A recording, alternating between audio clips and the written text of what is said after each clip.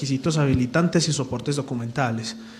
Vamos a absolver una consulta que nos hacen del Centro Empresarial Aburrá Norte, que había quedado como pendiente en el receptáculo pues, de preguntas para poder continuar entonces con esta sesión. Nos preguntan las alcaldías de Aburrá Norte, de la regional Aburrá Norte. En el chat nos dice el registro de contratos, su cuantía, multas y sanciones en el sistema electrónico. ¿Qué entidad entrega el usuario y la clave secreta para dichos registros luego de habérsele realizado la solicitud ante la Cámara de Comercio respectiva? ¿Y quién ofrece la capacitación u orientación respectiva para este caso? Perfecto. Habíamos dicho al iniciar esta capacitación que las cámaras de comercio son un puente entre la red de cámaras de comercio, es decir, Confecámaras, y los servidores públicos de las entidades del Estado que están obligados a hacer el reporte de contratos, multas y sanciones. ¿Eso qué deber impone a la Cámara de Comercio?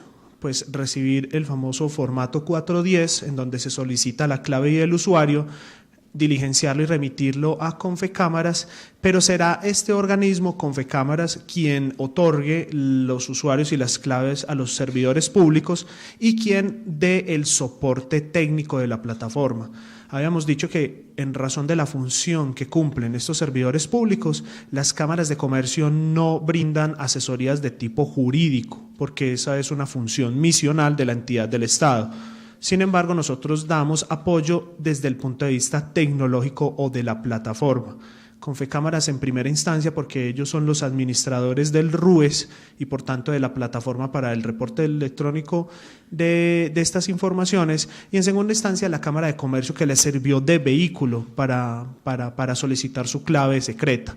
Pero insistimos, las cámaras de comercio dan capacitación obviamente a sus inscritos sobre el registro de proponentes, pero en modo alguno da ninguna asesoría de tipo jurídico a las entidades del Estado, en la medida en que esa es una función misional de la entidad del Estado hacer este reporte.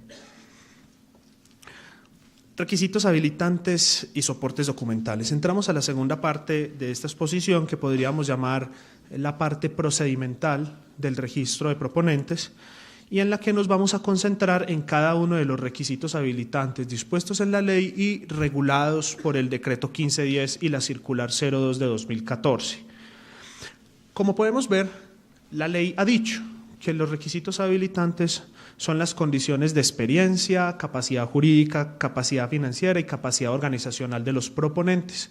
Sin embargo, la ley, decíamos ahora en la primera sesión, no dijo cuál era el contenido de estas categorías y lo dejó en manos del reglamento para que en cada caso se señalara cuál era el contenido, formalidades y requisitos que debían acreditarse para entender por satisfechas estas condiciones habilitantes. La experiencia, un cambio importante que surge a partir del decreto 1510. Recordarán que la experiencia en el anterior decreto se componía de unas subcategorías: la experiencia probable por un lado y por el otro lado la experiencia acreditada. La experiencia probable era la antigüedad del proponente, era una experiencia simplemente formal, una experiencia presunta atada a la simple antigüedad del proponente o al inicio de actividades por parte del interesado. Y al lado de esa experiencia formal, presunta, probable, estaba lo que se llamaba la experiencia acreditada, que eran hasta los 10 mejores contratos celebrados en cada actividad en que se inscribía el proponente.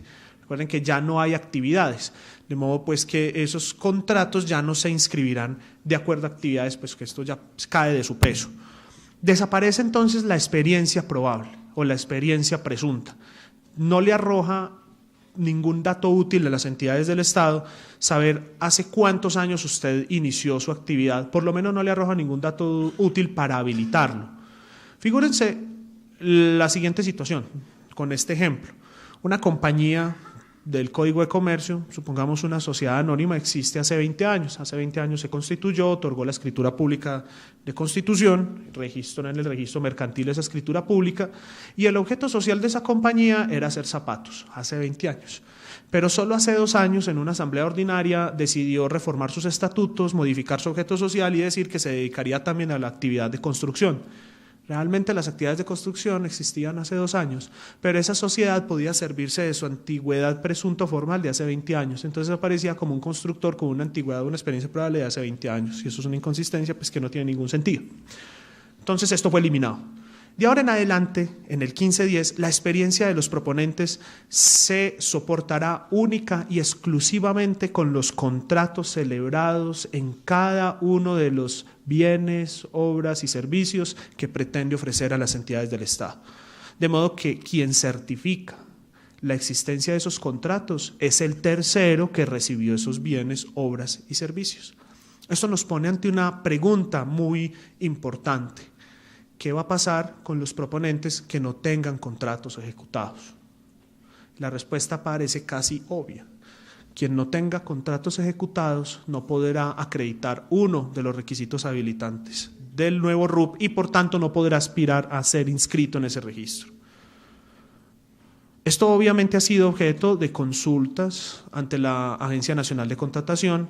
La respuesta está en vía de ser dada, todavía no la han presentado, pero el entendimiento correcto de la norma, creemos nosotros, es el que les acabo de expresar. Nos preguntarán entonces, ¿por qué en el anterior régimen sí era posible que una persona sin contratos quedara inscrita en el registro de proponentes? Y la respuesta también es obvia, es que en el anterior régimen la experiencia se subdividía en dos, en experiencia probable y en experiencia acreditada, y por lo menos tenía una de las dos, experiencia probable, y por eso cumplía el requisito, pero ahora no tendría nada para cumplir el requisito. Eso sería como pretender inscribir a un proponente que no tenga estados financieros, que porque no está obligado a prepararlos, entonces no va a acreditar información financiera, pues le faltaría un requisito habilitante y por tanto no podría pasar el registro de proponentes. La capacidad jurídica. La capacidad jurídica pues viene siendo tratada de una manera idéntica a la forma como venía siendo regulada en los anteriores reglamentos. Se trata de medir la capacidad de ejercicio de los proponentes. Obviamente cuando se trata de personas jurídicas, sobre todo de estas, no podrán estar en periodo liquidatorio ni podrán estar en una liquidación judicial obligatoria, sino que esa persona jurídica estará en el pleno vigor de su personalidad, no estará ni disuelta, sino disfrutando de toda su personificación jurídica, ni tendrá su tiempo de duración expirado, o sea, tendrá que tener también su vigencia en forma plena. Además, se certificará las facultades y limitaciones de los representantes legales, tal cual se han revelado al registro mercantil o al registro de entidades sin ánimo de lucro, cuando se trata de personas jurídicas inscritas en esos registros, o cuando son personas no inscritas en esos registros, tal cual lo certifica la entidad que reconoce personería jurídica o tal cual aparezca en sus estatutos. Cuando se trata de personas naturales, pues se tratará de inscritos que van a demostrar su cédula de ciudadanía. Se va a presumir entonces que esa persona está en el pleno goce de sus capacidades y que puede obligarse por sí misma. Cuando se trate de la capacidad financiera, que es uno de los puntos pues, que más han cambiado en los decretos a lo largo de los años, se utilizará la técnica de los indicadores o razones financieras.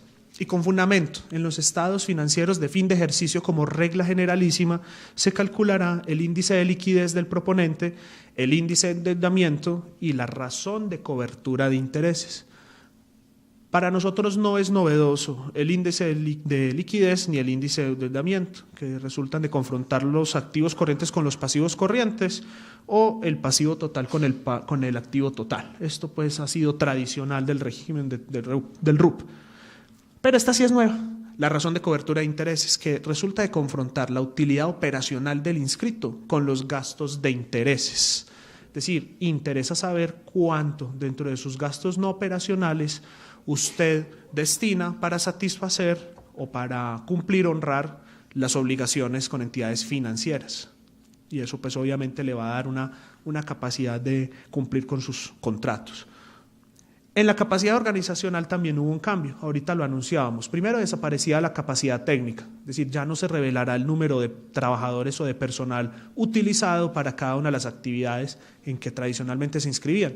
Recuerden que ya no hay actividades, sino obras y servicios, desaparece la capacidad técnica y por otro lado Las utilidades operacionales no se reflejarán como un simple promedio aritmético simple, sino que se confrontarán con el patrimonio para mirar la rentabilidad de ese patrimonio y se confrontará esa utilidad operacional con los activos totales para mirar cuál es la capacidad de formar activos con fundamento en los ingresos que el proponente obtiene. Es decir, para mirar la rentabilidad de ese proponente. Vistos pues de manera genérica estos aspectos y lo que lo componen, nos metemos ya detenidamente en cada uno de los requisitos y cuáles son los documentos de soporte para cada uno de ellos. Lo primero que hay que decir es que todos estos requisitos se revelan a través del formulario de registro único empresarial y social. Ese formulario no solamente incluye el registro de proponentes, sino también el registro mercantil, el registro de entidades sin ánimo de lucro, que es la primera carátula, y como un anexo de ese formulario estará siempre el que llamamos nosotros formulario RUP, donde se van a revelar todos los requisitos habilitantes del proponente y la clasificación del proponente. El formulario en la Cámara de Comercio de Medellín para Antioquia se diligencia en una plataforma virtual, se diligencia por medios electrónicos. Esto tiene una ventaja, que es que evita que el diligenciamiento, evita lo que pasaría con el diligenciamiento manual, que hay campos que no se van a diligenciar o habría errores en el cómputo de los indicadores financieros, pues errores de tipo matemático. El aplicativo pues te va guiando por cada uno de los módulos que debes ir llenando hasta finalmente obtener el formulario.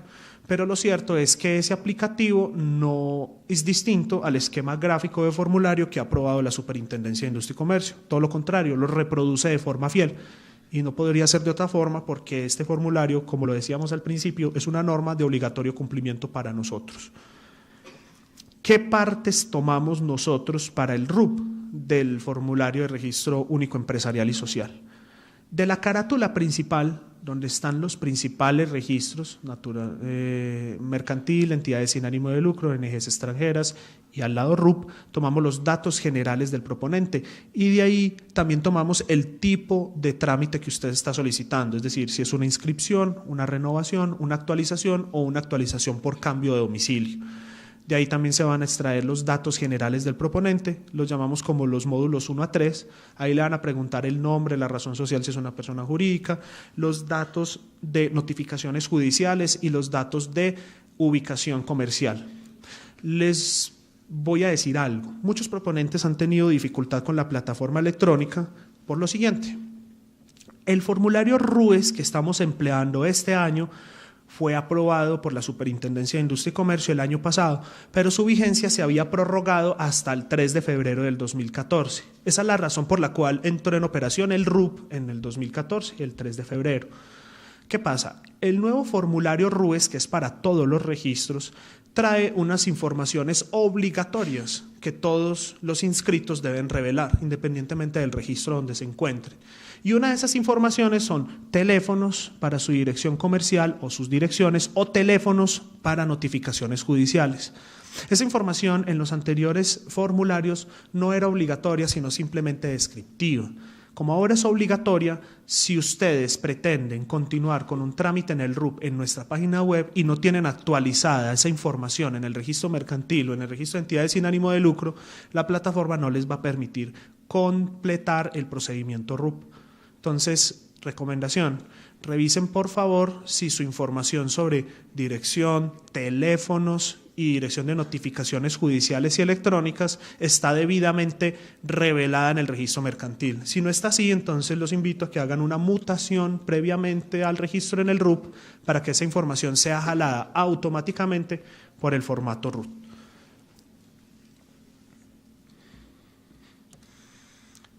La capacidad jurídica.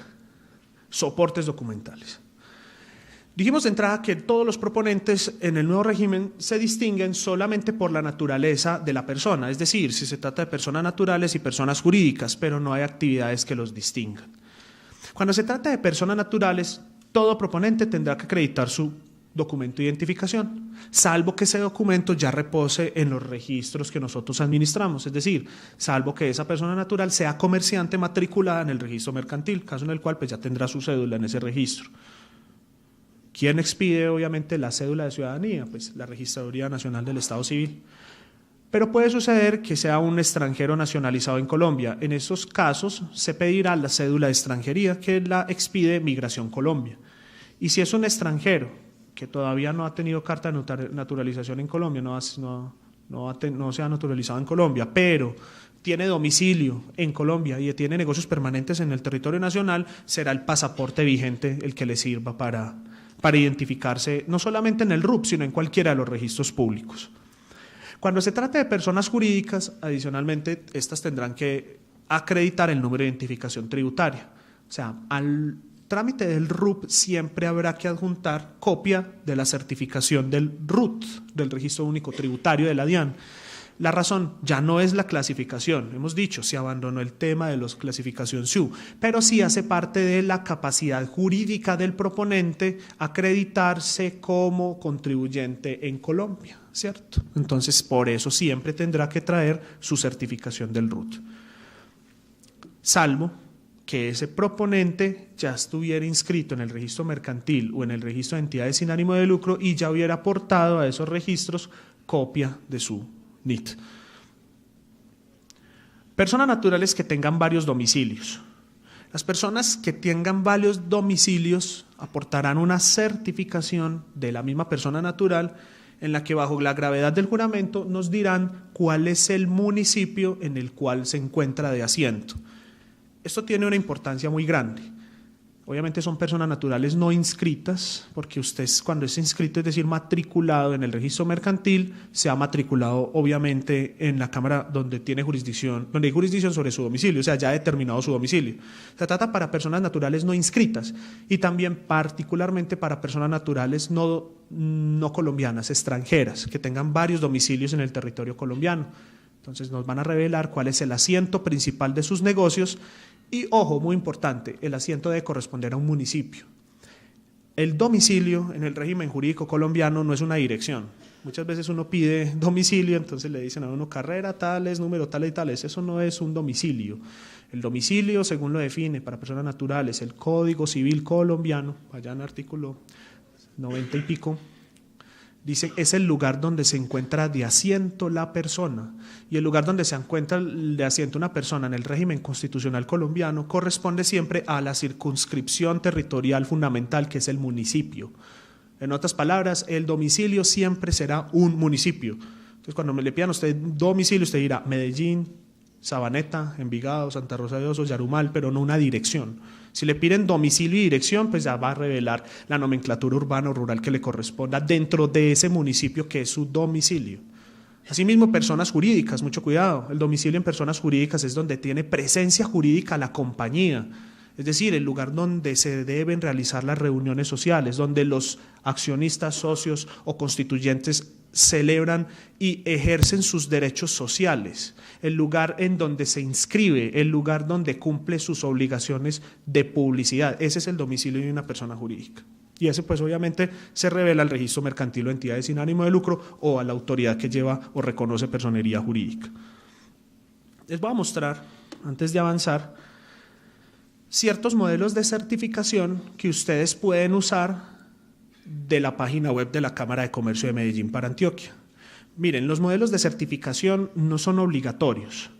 Ustedes incluso pueden preparar sus propios modelos, o sea, los que nosotros les ofrecemos son simplemente indicativos. Pero yo sí les doy una recomendación muy grande, que cuando no tengan todavía mucha experiencia en el dominio de esos modelos de certificación, se sirvan de esos modelos que nosotros les proponemos. ¿Y por qué? Porque las certificaciones que se expiden tienen que tener por lo menos los requisitos que dice el decreto. Y si les falta un solo requisito, va a haber lugar a una devolución o a un requerimiento. Entonces, estúdiense bien esos modelos de certificación y si los consideran útiles, pues los usan, pero siempre tengan en cuenta que los requisitos mínimos de esas certificaciones son las previstas en el decreto.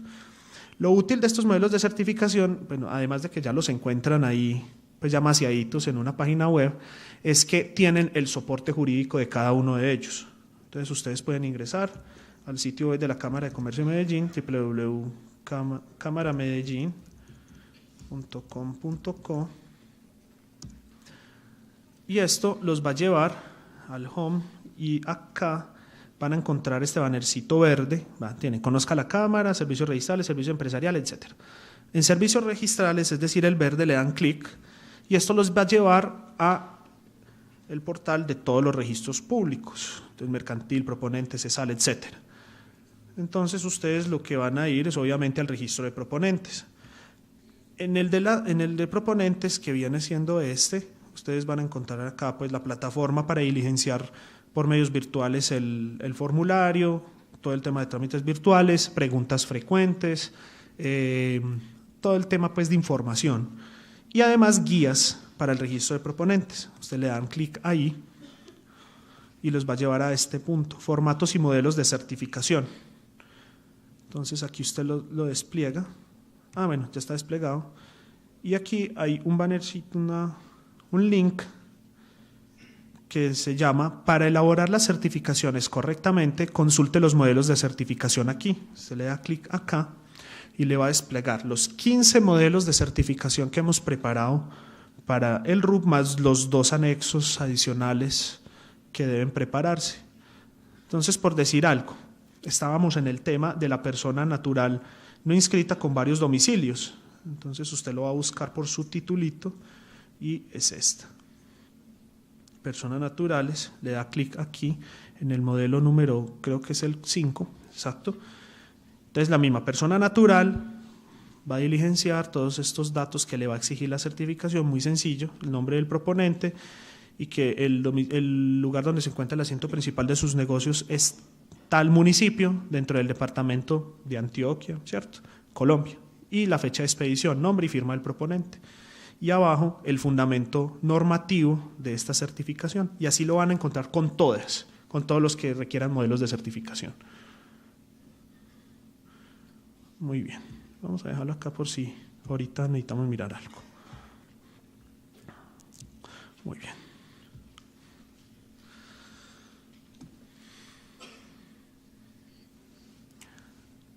El formulario del registro de proponentes tiene una característica y funciona con la lógica de espejo y reflejo. Es decir, todas las informaciones que usted consigna en el formulario deben estar soportadas en un documento adicional diferente al formulario que ordinariamente suscribe un funcionario distinto al proponente o el representante legal del proponente o un funcionario que puede ser el revisor fiscal junto con el proponente, de acuerdo al régimen de cada modelo de certificación o de cada soporte. Entonces recuerden, cada dato, salvo los datos generales del proponente que se toman directamente del registro mercantil o entidades sin ánimo de lucro cuando son inscritos en esos registros previamente, salvo esos datos, los demás sobre requisitos habilitantes y clasificación siempre tendrán que soportarse con un documento adicional al exigido en el formulario. Y son obviamente los que estamos mirando acá. Personas jurídicas no inscritas en las cámaras de comercio. El decreto ley 2150 de 1995 otorgó una competencia residual a las cámaras de comercio para que llevaran el registro de las entidades sin ánimo de lucro que se constituyeran con fundamento en esa normativa y en los posteriores años.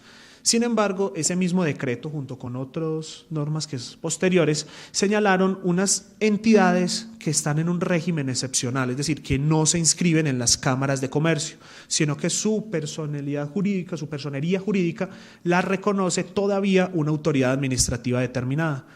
Por eso, cuando hablamos de personas jurídicas no inscritas en cámaras de comercio, en principio estamos hablando de entidades sin ánimo de lucro que no se sujetan al registro cameral en el registro ESAL. Pero también estamos hablando de otro tipo de entidades que su registro y reconocimiento de personería jurídica lo llevan otras autoridades.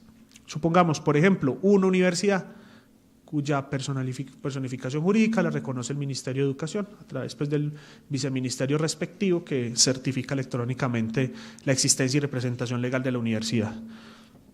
Cuando se trata de personas entonces jurídicas no inscritas en Cámara de Comercio, se adjuntará al formulario un certificado de existencia y representación legal y ojo, este se vence, tiene una vigencia temporal expedido con no más de 2 meses del momento en que se solicita el trámite, certificado que va a contener por lo menos los siguientes requisitos: nombre o razón social del proponente, modificaciones a la razón social, que no son otras que reformas estatutarias al nombre, tipo, número y fecha del documento de constitución o creación, fecha, clase y documento y entidad que reconoce la personería jurídica, duración de la personería jurídica, muy importante porque nos dice que no está en periodo liquidatorio, domicilio de la persona jurídica, ya sabemos que es un municipio, nombre e identificación del representante legal y las facultades y limitaciones del representante legal si los tuviere. Eso debe tener este certificado. Mucho cuidado. Primer documento que pierde vigencia. Entonces, tengan en cuenta siempre este datico. Cuando ustedes sean personas jurídicas no inscritas o representen personas jurídicas no inscritas y vengan a un trámite de registro en el RUP y la Cámara de Comercio les devuelva por alguna circunstancia la documentación, cuando vayan a proceder a reingresar el documento, verifiquen que estos que perdían vigencia todavía puedan presentarse, o sea que todavía estén vigentes. Sucede con mucha regularidad y es una causa de abstención de registro muy típica tener que volver a formular requerimientos escritos porque al proponente se le vencieron en su poder los documentos que perdían vigencia. O sea, presentó, cuando el primer ingreso presentó bien su certificado, el funcionario no tenía por qué requerirlo por ese documento, estaba bien, pero usted se demoró una semana, 15 días, qué sé yo, al reingresarlo el documento ya estaba vencido, habían superado, por decir algo en este caso, 2 meses, el funcionario tendrá que requerirlo por ese requisito. Entonces tengan mucho cuidado, no dejen vencer documentos en su poder y si eso va a suceder, los que pierden vigencia, pues para que tomen las medidas necesarias para precaver esa situación. Bueno, muchas veces esta certificación que les pide la autoridad que reconoce personería jurídica de esos no inscritos, pues muchas veces no tiene todos estos requisitos, a veces le faltan algunos. Entonces dice el decreto, mire, cuando le falte alguno de estos requisitos a este certificado, usted va a adjuntar a ese certificado copia íntegra y certificada de los estatutos de la entidad. Pero fíjense cómo lo pide la norma, certificada. ¿Qué es certificar? Certificar es dar fe de que un dato ha sido reproducido fielmente y extraído fielmente de un lugar donde se encuentra su repositorio. Por decir algo, quienes tienen experiencia con las actas de sociedades mercantiles recordarán que el secretario de la reunión tiene la función de certificar el acta. ¿Y qué es certificar el acta? Decir, vea, todo lo que está en esta acta ha sido fiel copia tomada del original, o sea, es un dato fiel trasunto del libro de actas de la sociedad o los estados financieros. Cuando usted certifica un estado financiero, lo que está diciendo representante legal y revisor fiscal o contador es que han sido fielmente tomados de los libros de contabilidad del ente económico y que han sido tomados de conformidad con las normas aceptables en Colombia, de acuerdo a la contaduría pública. Eso mismo va a pasar con estos estatutos. Si este certificado le falta algún dato, por decir algo, le falta la duración de la persona jurídica y el domicilio y las facultades de representación legal, tiene que traerme la copia de los estatutos certificada. O sea, la autoridad decir, estos estatutos son fiel copia tomada de su original que reposa acá. A veces sucede, y era un problema con el anterior decreto, que es que no todas las entidades que reconocen personería jurídica tienen dentro de sus funciones la de certificar los estatutos de sus vigiladas, ¿cierto?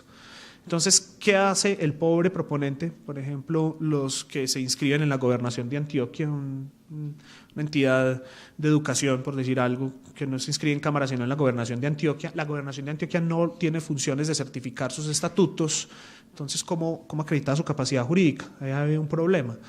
Entonces dice el nuevo decreto, la nueva circular, dice, si la autoridad no puede certificar estatutos, entonces basta que se adjunte al certificado de existencia y representación legal copia simple de los estatutos con una certificación del representante legal de la entidad donde acredite bajo la gravedad del juramento que esos estatutos son los vigentes de la compañía, o de la compañía no, de la organización que está solicitando su registro.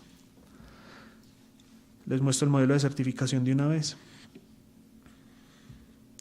En la página web de la Cámara de Comercio corresponde al modelo número 3. Entonces aquí va a traer el certificado de existencia y representación legal, más copia simple de los estatutos, más este certificado, donde el representante legal dice que la autoridad que lo vigila no certifica estatutos y que los estatutos que está adjuntando son los vigentes para la organización, y con esto completa su requisito de capacidad jurídica. Adicionalmente, puede suceder lo siguiente.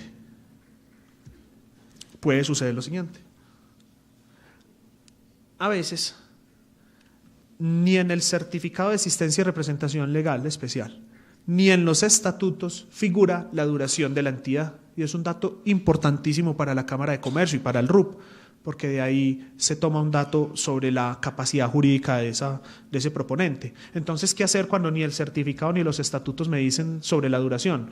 Lo mismo que pasaba en el 734. El representante legal adiciona otro modelo de certificación en el que declara cuál es la duración de esa persona jurídica que se está inscribiendo. Entonces, preparemos mentalmente el expediente. Entonces, ¿qué necesitaría por decir algo, una corporación que se dedica a actividades de educación, que está inscrita en la Gobernación de Antioquia, no en la Cámara de Comercio, y que la Gobernación de Antioquia no le certifica estatutos? ¿Cómo acreditaría su capacidad jurídica? Respuesta: primero, certificado de existencia y representación legal expedido con no menos de 2 meses de anticipación. Ese certificado le van a faltar algunos datos, uno de ellos es la duración. Entonces, como le faltan datos, adjuntará adicionalmente copia simple de sus estatutos, claro, porque la Gobernación no le certifica estatutos.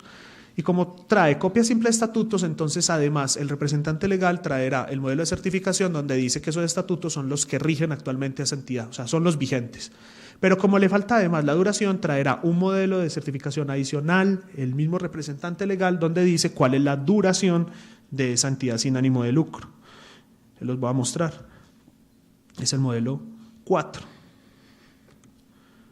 Muy sencillo, muy parecido al que utilizábamos en 734. El representante legal, bajo la gravedad del juramento, dice: mire, esta corporación de educación tiene una duración definida y va hasta tal año, hasta el año 2050, el diciembre 31. O si se trata, por ejemplo, de fundaciones que por régimen legal tienen duraciones indefinidas, o organizaciones de tipo solidario que también tienen duraciones indefinidas, salvo que sean precooperativas, pues va simplemente a decir que es indefinida y punto. Señala eso también en el formulario RUP y aquí firma el representante legal. Muy bien.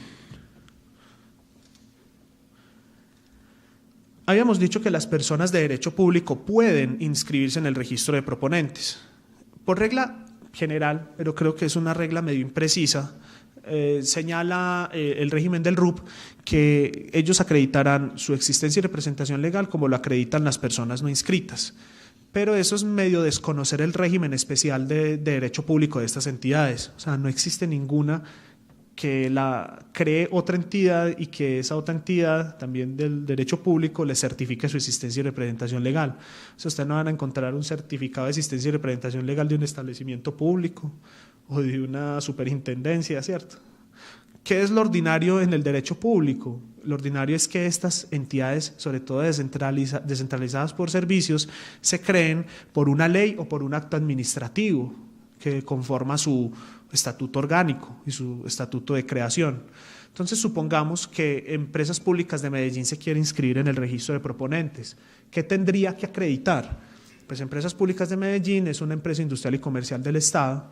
Entonces, por su naturaleza, tendríamos que ir a las ordenanzas del Consejo Municipal de Medellín, donde se creó, ¿cierto? Esas ordenanzas cincuentenarias que existen por ahí, pero adicionalmente tendríamos que acreditar las facultades del representante legal de EPM, o sea, del gerente de EPM. Entonces tendríamos que ir a los actos de nombramiento del alcalde municipal de Medellín, nombrando, designando al gerente de EPM. Y todo esto junto, pues, conformaría los documentos de soporte de EPM, ¿cierto? Muy bien. Esto dependerá también de la naturaleza y el régimen específico de cada entidad de derecho público que se vaya a inscribir en el registro de proponentes. Finalmente, y esta es muy importante, para todas las personas jurídicas o naturales, inscritas o no inscritas, en otras palabras, todo proponente está obligado a revelar su tamaño empresarial. Ojo, incluso proponentes no comerciantes. Estamos hablando de entidades sin ánimo de lucro o personas naturales no matriculadas. Por ejemplo, personas que se dedican a las profesiones liberales, que no son comerciantes, o los agricultores que enajenan en estado natural sus productos, que no están obligados porque no son comerciantes. No importa, todos, personas naturales y jurídicas de cualquier naturaleza o especie, siempre revelarán su tamaño empresarial de acuerdo al régimen jurídico que en Colombia regula el tamaño de empresa, partiendo de la microempresa hasta la gran empresa. Y hay un cambio fundamental en la forma de certificarlo. En el decreto 734, esta certificación la daba, cuando se trataba de personas jurídicas, el revisor fiscal o contador público. En el nuevo régimen tienen que ser 2 funcionarios los que lo certifican. Además del revisor fiscal o contador público, el representante legal. O sea, ambos se comprometen con la razón del dicho, por la importancia de esta información.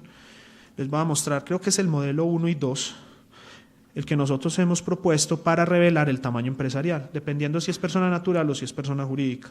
Supongamos que es una persona jurídica, entonces vamos al modelo 1.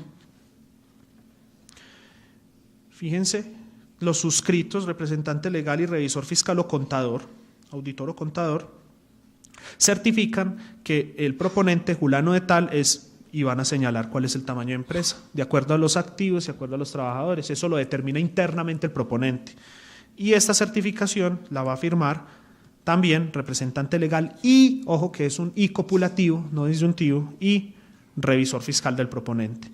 Y cuando se trata de personas naturales, aquí hay un cambio. Cuando se trata de personas naturales, esta certificación la puede dar o el mismo proponente o el contador del proponente. Cualquiera de los dos. Él mismo revela el tamaño empresarial, la fecha en que se emite esta certificación y el nombre del proponente o del contador. Aquí el o sí es disyuntivo y la firma del proponente o de su contador. Entonces, distinción, cuando se trata de personas jurídicas, siempre será el representante legal y el revisor fiscal quien certifican el tamaño empresarial, mientras cuando se trata de personas naturales, será el mismo proponente o su contador, cualquiera de los dos bastaría.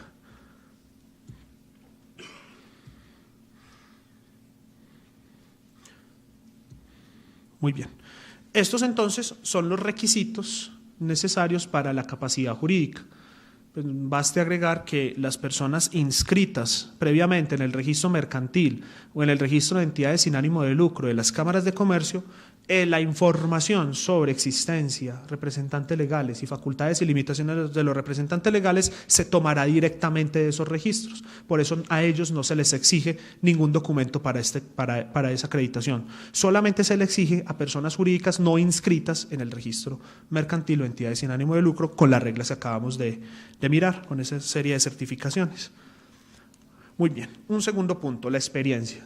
Un cambio absolutamente drástico en el nuevo decreto. Ya hemos dicho hasta la saciedad que la experiencia la van a acreditar los terceros que recibieron el bien o servicio. Sin embargo, el proponente pudo haber prestado el bien o servicio a través de sí mismo, o sea, directamente, él contrató directamente, o a través de consorcios, uniones temporales, sociedades de hecho o sociedades constituidas para eso. Entonces, en esos eventos se va a revelar el porcentaje de participación que tuvo el proponente en ese consorcio, unión temporal o sociedad. Sin embargo, las formas posibles para demostrar la experiencia de los proponentes son 2. Y el proponente elige la que más le convenga, la que pueda acreditar, la que más le sirva. Primera forma, la más emblemática, a través de certificaciones de terceros con los cuales yo celebré esos contratos que van a soportar mi experiencia. ¿Qué debe contener esa certificación según el decreto y según la circular 2 de 2014? Esa certificación debe tener constancia importantísima de que el contrato se encuentra ejecutado. Recuerden que son contratos ejecutados, no en ejecución. Segundo, la identificación de las partes, el contratante y el contratista. Tercero, el valor del contrato expresado en salarios mínimos mensuales legales vigentes a la fecha de terminación del contrato. O sea, hay que convertir los pesos colombianos, que muchas veces así se expresan esas certificaciones, al salario mínimo de la fecha de terminación. Cuarto, los bienes, obras y servicios a los cuales corresponde la experiencia en que se pretende acreditar, pero ojo, utilizando el clasificador de bienes y servicios de la ONU, que esto es lo nuevo en el decreto 1510. Y finalmente, la fecha de terminación del contrato. ¿Quién da una certificación con estos requisitos mínimos? Obviamente el tercero contratante que recibió el bien o servicio.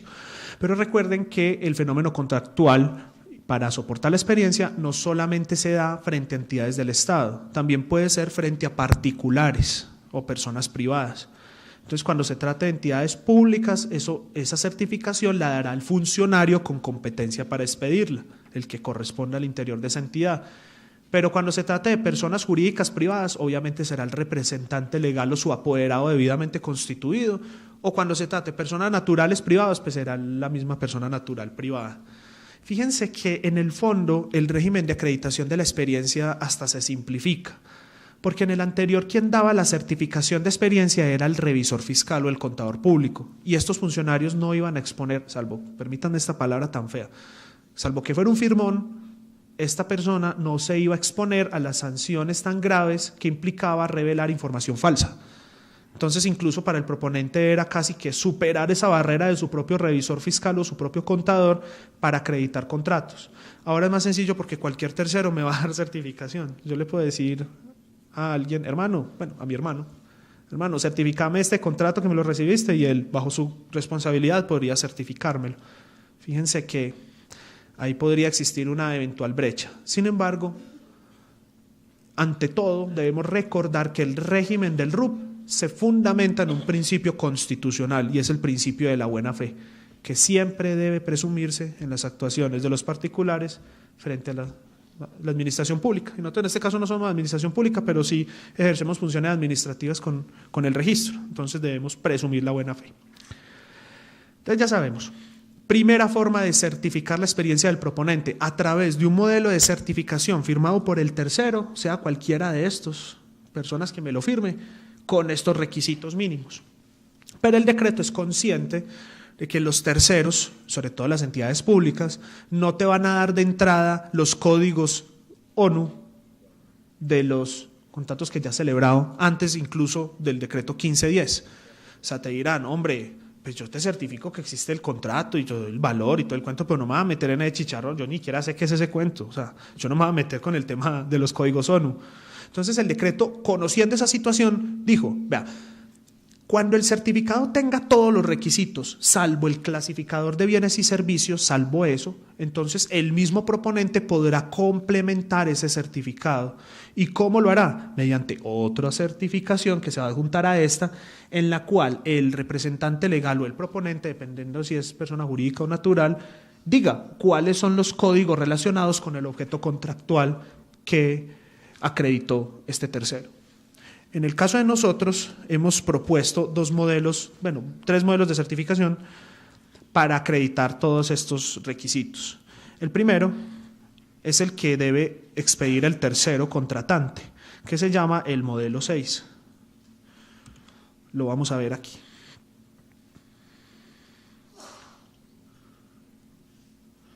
El modelo 6 tiene los siguientes datos: el nombre de la entidad o de la persona contratante, la identificación de ese tercero contratante, él certifica que el proponente, el nombre del proponente o quien haya realizado el contrato, la identificación de esa persona y el número de identificación, ejecutó indebidamente y cumplió con todas sus obligaciones, es decir, es un contrato ejecutado en debida forma y cuyas características se relacionan a continuación. ¿Cuáles características? Pues las del contrato.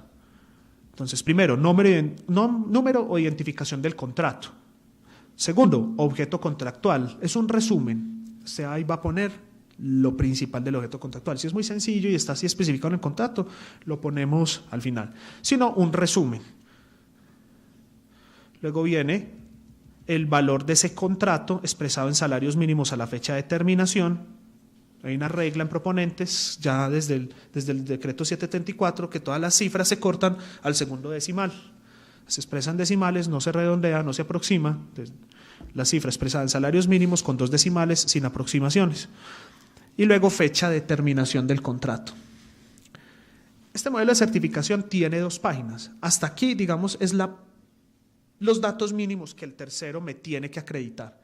Pero si el tercero está en condiciones de acreditarme lo que sigue, entonces también diligenciará este módulo F, que como ven son los códigos ONU. Fíjense que en esta versión hay 8 casillas, porque el código en Colombia tiene 8 dígitos, como lo decíamos ahora, solamente que los 2 últimos están en ceros. Esto pues hasta que la super diga otra cosa. Y usted va a decir el segmento, la familia y la clase, 6 dígitos. Y va a utilizar tantos, pues usted no, el tercero que va a certificar, va a utilizar tantos campos cuantos sean necesarios para ese contrato. Y al final viene la firma del tercero, que puede ser el representante legal o funcionario competente o la persona natural y su número de identificación.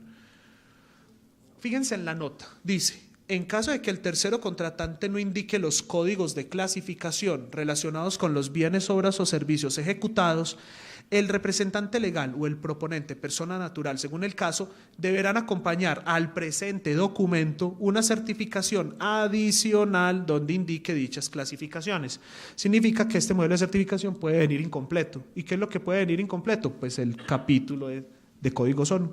Si el tercero no me dice los códigos ONU, supongamos que es una persona jurídica, entonces el mismo representante legal de la entidad va a diligenciar el modelo 8. Se llama modelo para acreditar los códigos no acreditados. Es un modelo adicional, fíjense el título, modelo de certificación adicional para los modelos 6 y 7, cuando en ellos no se indiquen los códigos del clasificador estándar de bienes y servicios. O sea, esto casi que te va llevando de la mano, uno por uno, las certificaciones. Entonces, el representante legal, bajo la gravedad del juramento, que el contrato tal, usted aquí va a poner el número del contrato al cual está adicionando esta certificación, y usted dice, a ese contrato le corresponden estos códigos, y aquí usted los va a revelar. Firma el representante legal del proponente, y esto lo adjunta a la certificación del tercero, y con esto cumple el requisito de la experiencia. Entonces, primera modalidad de experiencia, a través de certificaciones de terceros, certificaciones que me darán todos los datos, pero que les puede faltar un dato, el código ONU, y cuando le falte el código ONU, yo adicionaré un modelo adicional para revelar los códigos que le corresponden a ese contrato. Y así lo voy a revelar en el modelo de certificación. Como el decreto permite acreditar contratos que yo haya celebrado a través de consorcios o uniones temporales o sociedades de hecho, yo voy a ir no al modelo 6, sino al modelo 7, cuando es el tercero el que me va a acreditar ese contrato. El modelo 7 tiene lo mismo del modelo 6, o sea, el tercero te dice que existe un contrato, que fulano de tal identificado con tal identificación celebró un contrato que valió tanto, etcétera, pero tiene una cuestión adicional, te va a decir que ese proponente a través de un consorcio, unión temporal o sociedad en la que tiene o ha tenido participación, y usted selecciona aquí el evento, denominado tal, entonces consorcio tal, unión temporal de tal o sociedad tal, identificado con un NIT determinado, celebró el contrato que a continuación se describe. Entonces ahí usted dice el número del contrato, objeto contractual, salarios mínimos y un dato importantísimo que incluso lo ponemos en negro, porcentaje de participación del proponente en el valor ejecutado. Claro, porque es que aquí el proponente ya no está celebrando el 100% del contrato, sino que está junto con otros que presentaron conjuntamente la propuesta y dirá el porcentaje de participación y eso se va a certificar. Los mismos datos, fecha de inicio, fecha de terminación, continúa en la página siguiente y el tercero aquí tiene oportunidad de revelar los códigos ONU, si los dice. Y si no los dice, pues adjuntará el modelo que ahorita vimos para aclarar por parte del mismo representante legal del proponente pues los códigos que le hacen falta. Muy bien. Con eso terminamos la primera forma de acreditar experiencia de los proponentes. Segunda forma de acreditar experiencia. Dice la norma, si el proponente no obtiene los certificados de los terceros, podrá acreditar su experiencia con copia del contrato. Pero es una copia del contrato en el sentido formal del contrato. Insistimos, ni actas de liquidación, ni órdenes de compra, ni órdenes de ejecución, ni facturas. Tiene que ser contrato en el sentido formal. Y a ese contrato, a esa copia íntegra del contrato, por eso las adiciones también serán importantes adjuntarlas al contrato porque hacen parte de ese contrato, se le va a adjuntar un modelo de certificación que va a firmar el propio representante legal del proponente, en el que va a declarar que esa fotocopia que adjuntó se corresponde con un contrato ejecutado. Además me va a decir el valor en salarios mínimos a la fecha de terminación de este contrato y va a decir los bienes, obras y servicios que ofreció y que ejecutó con este contrato. Y finalmente la fecha de terminación. ¿Por qué esos datos? Claro, porque es que la fotocopia del contrato no me va a dar ni cuándo se terminó, ni si está ejecutado, ni los códigos ONU, ni el valor del salario mínimo a la fecha de terminación. Es apenas obvio. ¿Cómo llamamos nosotros ese modelo de certificación adicional? Cuando usted opta por soportar su experiencia a través de contratos. Ya se los voy a mostrar. Distinguimos entre personas naturales y jurídicas. Entonces aquí está. Modelo 10 y modelo 11. Hablamos, por ejemplo, el modelo 10. Modelo de personas jurídicas para acreditar experiencia mediante copia del contrato. Fíjense que aquí ya el nombre del modelo cambia. Y el encabezado te va a decir, modelo de certificación adicional para acreditar la experiencia del proponente cuando aporta copia del contrato. Fíjense que esto como que te va guiando de una manera muy precisa. Entonces el representante legal, el nombre del proponente, certifica que en el contrato adjunto a la presente certificación, o sea, siempre hay que traer fotocopia de ese contrato, se observaron unas características. Entonces me va a decir el número de identificación del contrato, el valor en salarios mínimos a la fecha de terminación, y aquí el código o los códigos que corresponden a ese objeto contractual. Esto lo firma el mismo representante legal. Esto hay que corregirlo, ya hicimos la corrección porque dice continúa en la página siguiente, pero esta es la página siguiente. Entonces esto ya lo pasamos para atrás. Muy bien. Y una nota, adjuntar copia íntegra del contrato ejecutado. Listo. Esa es la segunda modalidad entonces que existe para acreditar la experiencia de los proponentes. No existe otra forma. Entonces, certificados de terceros que yo puedo autocompletar con el tema de los salarios mínimos y el código ONU, o copia del contrato que yo autocompletaré indicando que está ejecutado, indicando el valor en salarios mínimos y indicando los códigos ONU. Solamente esas dos formas. Entonces, una recomendación muy grande. Cuando ustedes tengan no contratos en el sentido formal, sino que tengan actas de liquidación o órdenes de compra, etcétera, etcétera, pues no se torturen, ni torturen al funcionario de la Cámara que seguramente les va a devolver ese documento, traigan la certificación del tercero y con esto solucionan ese tema. Adicionalmente, otra recomendación, cuando tengan contratos de tracto sucesivo o de prestaciones sucesivas en el tiempo, no traigan la copia del contrato porque no es un contrato ejecutado, sino que pidan la certificación del tercero para que les certifique las partes ejecutadas de ese gran contrato de suministro ordinariamente o de prestaciones periódicas en el tiempo. Muy bien. ¿Cuántos códigos puede acreditar usted por cada contrato? Pues todos los que le quepan. Usted en un contrato que tiene objeto múltiple puede acreditar tantos códigos cuantos le correspondan al objeto contractual. ¿Quién verifica eso? Usted y la persona que firma este certificado. Las cámaras de comercio no somos jueces de la República, así que no tenemos facultades legales para verificar que esos códigos le correspondan a su objeto contractual. Entonces, mucho cuidado, y esto creo que es de la vida real. Alguna vez un proponente que era músico se presentó como constructor y lo peor es que ganó y ganaba las licitaciones y todo el cuento, pero ante la DIAN tributaba como músico y no como constructor. Esa es una de las razones del 774 por la cual había atado al Código Civil, había atado al RUT de la DIAN el tema de la clasificación. Ahora puede suceder eso de nuevo, se abre esa brecha. O sea, usted me va a revelar los códigos que usted considera corresponden a ese objeto contractual y serán las autoridades respectivas las que puedan determinar la veracidad de esa información. Siguiente tema, capacidad financiera y capacidad de organización.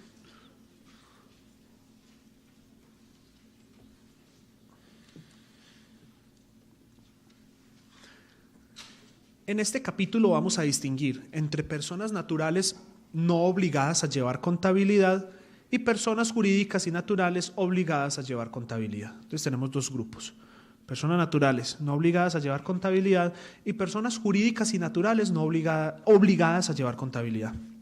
De entrada, una persona natural que esté matriculada en el registro mercantil está obligada a llevar contabilidad por una sencilla razón. Recordarán que uno de los deberes del comerciante es precisamente llevar contabilidad, entre los demás 5 deberes que dice pues, el artículo 10 del Código de Comercio.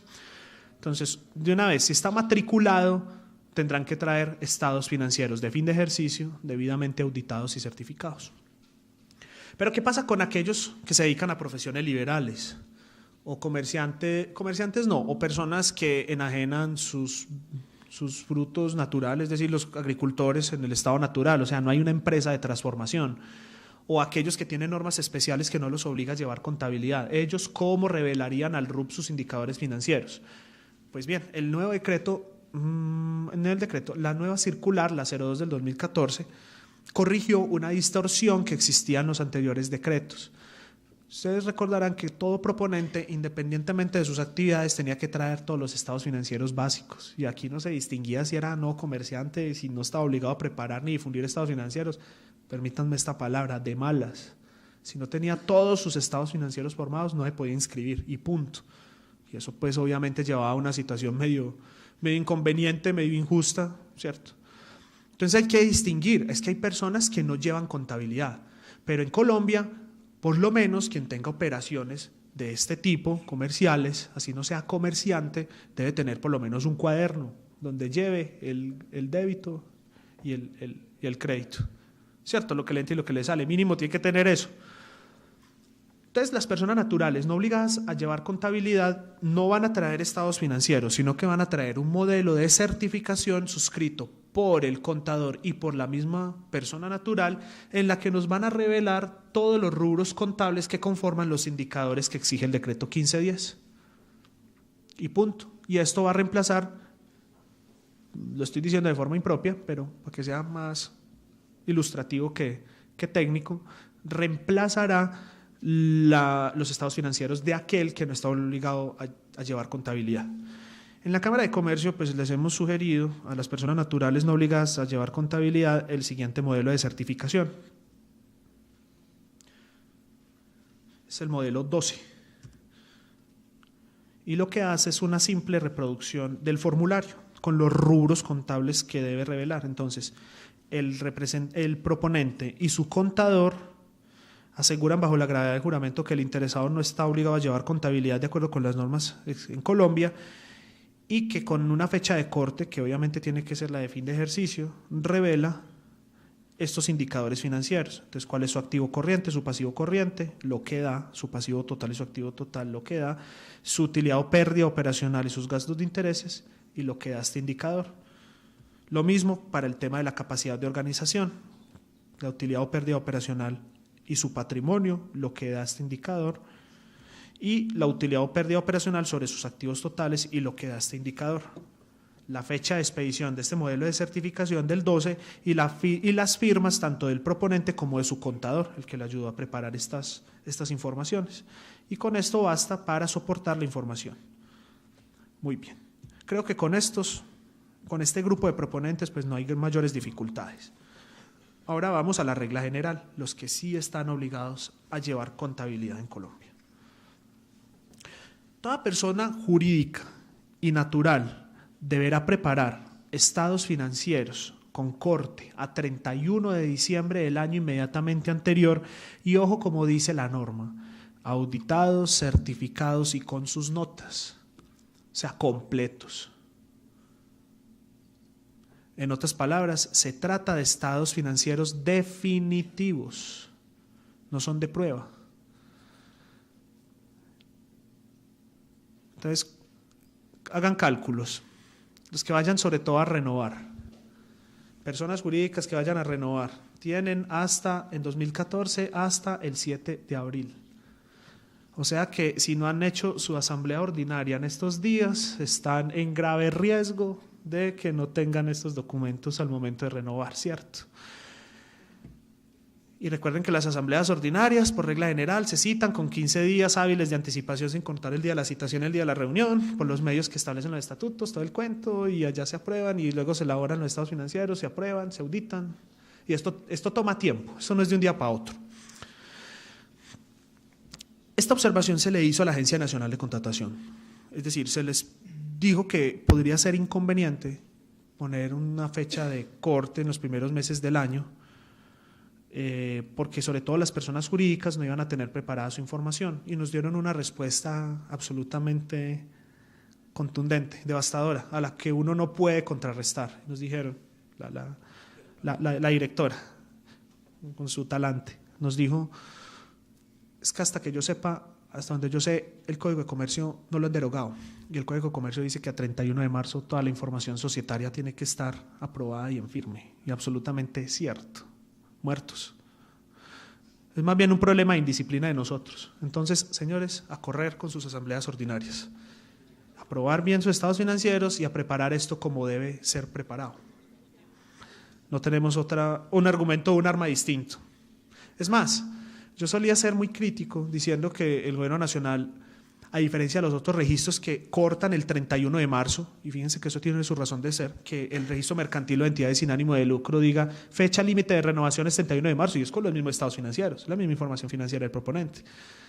Y a nosotros nos hayan dicho, no, quinto día hábil del mes de abril, y yo decía, uy, tan magnánimos, no, ya me toca echarme para atrás. Sí, son magnánimos, porque es que la información según la ley es hasta el 31 de marzo. O sea, de hecho sí fue una generosidad. Eso implica un cuello de botella seguramente en los últimos días de marzo y en esa última semana de abril, pero entonces tendremos que estar muy preparados para tener esta información completa.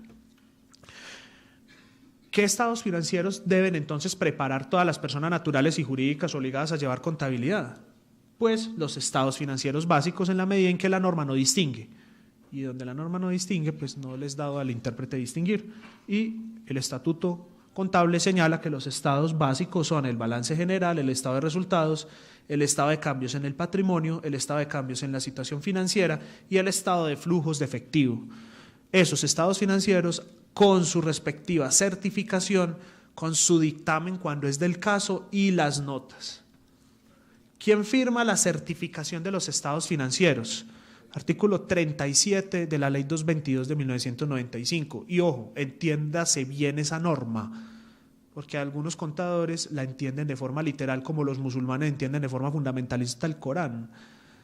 Dice el artículo 37 que la firma el representante legal y el contador que auditó, que hizo o que preparó los estados financieros. Entonces, como dice contador, ellos dicen, es el contador y no es el revisor fiscal. Ojo, que el revisor fiscal es una función que la cumple ¿quién? Un contador público. Y el revisor fiscal en las sociedades o compañías donde están obligados a tener revisor fiscal es quien prepara esa información. Entonces uno tiene que entenderla en el contexto obvio de la norma. Entonces, sociedades donde hay revisor fiscal por disposición legal, sociedades por acciones, por ejemplo, salvo las SAS, anónima, comandita por acciones, o cuando sus ingresos los obliguen a tener revisor fiscal, será representante legal y revisor fiscal el que certifiquen los estados financieros. Si firma el contador, pues muy bueno, chévere, pero si no firma el contador no importa, pero sí tiene que firmar el revisor fiscal. En sociedades donde no haya revisor fiscal, obviamente firmará el representante legal y el contador público, independiente que auditó y preparó sus estados financieros. ¿Quién prepara las notas de los estados financieros, que siempre serán obligatorias? Pues yo sé que en la práctica las notas le toca prepararlas al revisor fiscal y al contador, me dirán más ustedes a mí, pero según la norma las notas las preparan son los administradores, no las preparan los contadores. Es más, teóricamente sobre el papel los administradores tienen un deber gravísimo, que es el de entender los estados financieros que se le presentan de fin de ejercicio, y ellos son los que van a presentar las explicaciones y notas a esos estados financieros. Por eso las notas no se exige que las firme nadie. Es más, la norma dice que las notas se entienden a ser parte integrante de los estados financieros. Entonces, formalidad de las notas, ninguna, porque esa la preparan los administradores. Yo sé que la hace el contador, pero la norma dice que la preparan los administradores. No tiene que estar firmado, pues está firmado bien, pero no es una formalidad, porque hace parte integrante de los estados financieros que sí van firmados por quien los preparó y los certificó, que ya dijimos quiénes son. Pero adicionalmente, para quienes están obligados, por ejemplo, quienes tienen revisor fiscal, y aquí sí hay norma expresa, artículo 38 de la Ley 222 de 1995, dice que el dictamen, es decir, la opinión que emite el revisor fiscal, y ahí sí la norma es explícita, es decir, revisor fiscal, esa opinión o ese dictamen sobre la preparación de estados financieros y cumplimiento de propiedad inmaterial y todo el cuento que lleva un dictamen, esa sí la hace el revisor fiscal. De modo que solo estarían obligados a presentar dictamen aquellos que tienen ese funcionario y aquellos que por su régimen o tamaño empresarial pues tienen que presentar estados no solamente certificados sino dictaminados. Entonces, el dictamen es obligatorio en esos casos. Para resumir, todo proponente, persona natural, obviamente personas naturales, pues qué notas van a traer y qué dictamen van a traer. Pues porque la persona natural no tiene órganos de administración, ¿cierto? Y como las notas las prepara la administración para ser presentada al máximo órgano social para su aprobación, pues una persona natural no tendría sentido el tema de las notas, pero si las presenta, pues no hay ningún problema. Muy bien. Para redondear entonces la idea, todo proponente, persona natural o jurídica, obligado a preparar y a llevar contabilidad y por tanto a preparar y difundir estados financieros, presentará todos los estados financieros básicos, los 5 definidos en la norma, más la auditoría, la certificación y las notas, salvo los eventos en los cuales por la naturaleza del mismo proponente pues no sean obligatorios. Esto nos implica que la certificación por lo menos siempre será obligatoria y las notas siempre serán obligatorias en las personas jurídicas, siempre. Muy bien. ¿Quiénes firman? Pues obviamente ya lo dijimos, el representante legal y el revisor fiscal si lo tiene o el contador si no tiene revisor fiscal. Y cuando se trate de personas naturales lo firma el contador público. Notarán que a los 2 estados financieros de propósito general de arriba, el balance general y el estado de resultados, les pusimos unos asteriscos rojos y una llamada que va a esta norma. Para ellos, para este propósito, tuvimos en consideración el artículo 1 del decreto 1878 del 2008. ¿Qué dice ese artículo? Que las microempresas solo preparan y difunden estados financieros simplificados, es decir, las microempresas, sean personas naturales o jurídicas, independientemente de su naturaleza, si son microempresas, solamente preparan balance general y estado de resultados. No estarían obligados a preparar y difundir los demás estados financieros básicos. Pero ojo, si son microempresas, no pequeñas empresas, es microempresas, porque hay norma especial que lo regula a ellos. ¿Y dónde sabemos nosotros que son microempresas? Pues ya nos lo revelaron al principio en la capacidad jurídica. ¿Recuerdan? Representante legal y revisor fiscal nos decían el tamaño empresarial. Pues ahí vamos a tener ese control. Ahora, microempresas que preparen balance general y estado de resultados, obviamente tendrán que hacerlo con las formalidades exigidas para prepararlos, es decir, debidamente certificados, dictaminados si es del caso y con sus notas. Claro, eso no los excusa de las formalidades. Recuerden que un estado financiero sin su certificación, lo ha dicho el Consejo de Estado hasta el cansancio, no tiene valor probatorio. Es como si no lo hubiera preparado ni presentado. Listo. Mucho cuidado, concentración con este punto. Ya sabemos, ya sabemos que todos los proponentes obligados a llevar contabilidad deben preparar sus estados financieros de esta forma y de acuerdo a su tamaño empresarial presentarán más o menos estados financieros. Pero adicionalmente dijo la circular, ojo, adicionalmente las personas jurídicas y solo las personas jurídicas están obligadas a adjuntar a los estados financieros las cuentas, principales cuentas detalladas o discriminadas del balance general, del estado de resultados y de las cuentas de orden llamadas contingentes acreedoras y contingentes deudoras. Y eso es una obligación para todas las personas jurídicas, sean microempresas o gran empresas, sean ESALes o sean sociedades mercantiles. Personas naturales no están obligados a preparar este anexo. Y este anexo, la misma circular, definió cuáles eran las cuentas que conformaban cada uno de estos rubros, que son los principales del balance del estado de resultados y de las cuentas contingentes deudoras y acreedoras. ¿Y eso quién lo firma? Este anexo, el contador o el revisor fiscal, de acuerdo a uno u otro funcionario que tenga la compañía o la persona jurídica. Este anexo, nosotros hemos sugerido, recuerden que esto es solamente una sugerencia, que se utilice el que les preparamos ya en la página web. ¿Cómo se llama ese anexo? Para personas jurídicas, se llama así, anexo. Y está al principio, anexo personas jurídicas. Fíjense que no tiene número en modelo de certificación. Entonces, personas jurídicas, además de los estados financieros con todas sus formalidades y notas y demás, traerán este anexo, este uno igualito, con las cuentas que definió la circular. Aquí ya las tenemos todas. Entonces, el revisor fiscal o el contador público van a señalar que en cumplimiento de lo dispuesto en el artículo respectivo del decreto 1510, las principales cuentas detalladas son estas, y ahí van. Ahí están, ahí están, ahí están. Ahí están todas. Hasta el final, y firma. Las cámaras de comercio, ¿qué van a hacer con esta información? Nosotros no tenemos un deber de verificación documental de esta información, pero esto se pidió precaviendo que las entidades estatales puedan requerir indicadores distintos y adicionales a los previstos en el 1510, de acuerdo al objeto a contractar. Ahí se colocarían los valores. Muy bien. Además, el nuevo régimen de proponentes tiene una característica muy importante, y es que invitó a varias autoridades que ejercen vigilancia y control sobre distintos proponentes a que crucen o tengan informaciones también del RUP. Les voy a adelantar algo.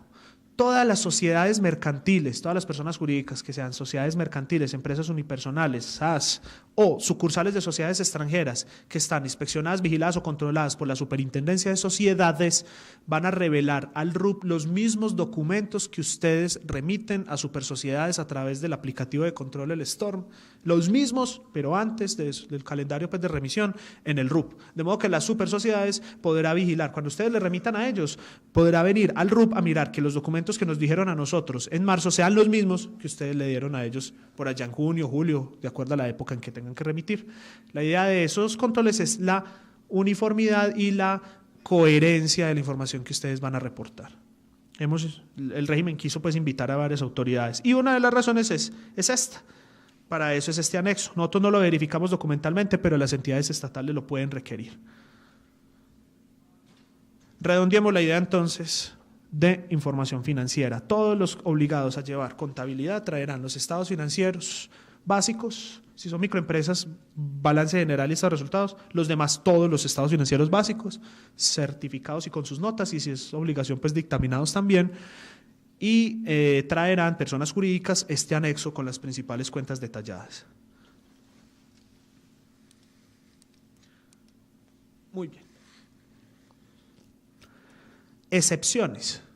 Hemos dicho que por principio generalísimo, todo proponente deberá revelar información financiera con corte a 31 de diciembre del año inmediatamente anterior, y que queda prohibido, pues por lo menos así se lee en la norma del decreto 1510, actualizar, no renovar, actualizar información financiera y de capacidad de organización. Solamente se puede revelar información financiera, entonces, en dos momentos: en la inscripción inicial o en las renovaciones anuales. Punto. ¿Qué pasa entonces si un proponente se equivoca en su información financiera? Presentó estados definitivos con unas cuentas determinadas, se inscribe o renueva en el RUP y a lo largo del año se da cuenta que su información era equivocada y que tenía que corregir algún rubro. Lo que se ha dicho es que solo ciertas autoridades tienen la facultad de revisar y ordenar la corrección de estados financieros.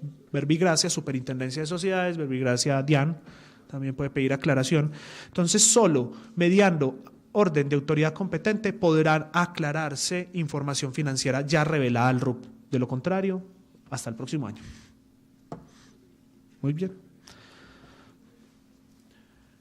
¿Qué pasa con las personas jurídicas sin suficiente antigüedad para revelar información financiera con corte a 31 de diciembre del año inmediatamente anterior? El decreto dice, mire, si usted está recién constituido, presentará un balance de apertura. Claro.